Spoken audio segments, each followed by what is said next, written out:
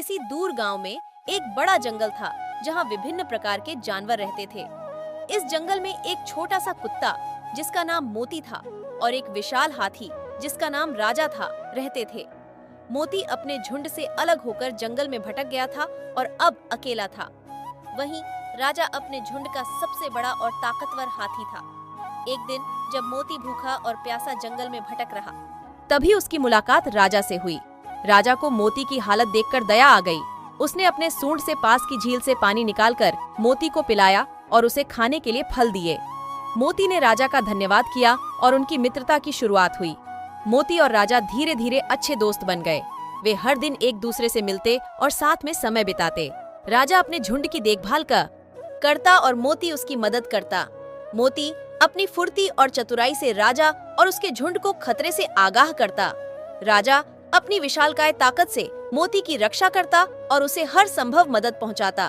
मोती ने जंगल के अन्य जानवरों को भी राजा के प्रति वफादारी और प्यार दिखाने के लिए प्रेरित किया।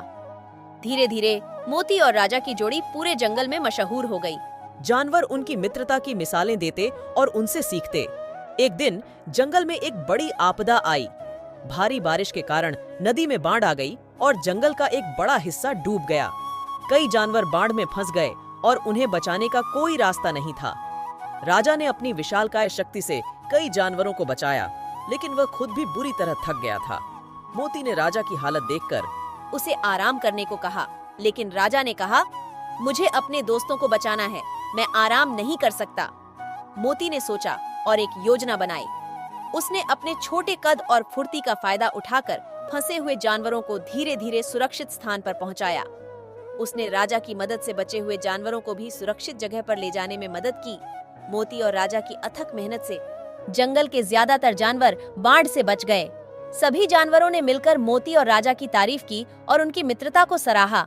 बाढ़ के बाद जंगल में एक बड़ा आयोजन हुआ, जहां सभी जानवरों ने मिलकर मोती और राजा का सम्मान किया।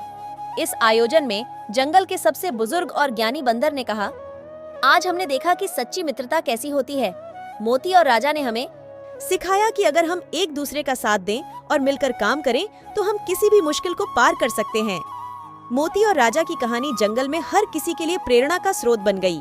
सभी जानवरों ने अपनी छोटी मोटी परेशानियों को भूलकर एक दूसरे की मदद करने का संकल्प लिया। मोती और राजा की मित्रता ने यह साबित कर दिया कि सच्ची मित्रता में न कोई बड़ा होता है न कोई छोटा। दोस्ती का मतलब होता है एक दूसरे का साथ देना, चाहे हालात कैसे भी हों। जंगल में अब हर जगह मोती और राजा की दोस्ती के किस्से सुनाए जाते। जानवर उनकी कहानियों से सीखते और उन्हें अपने जीवन में अपनाने की कोशिश करते। इस तरह मोती और राजा ने न केवल अपनी मित्रता की मिसाल कायम की, बल्कि पूरे जंगल को एकता और सहयोग का पाठ भी पढ़ाया।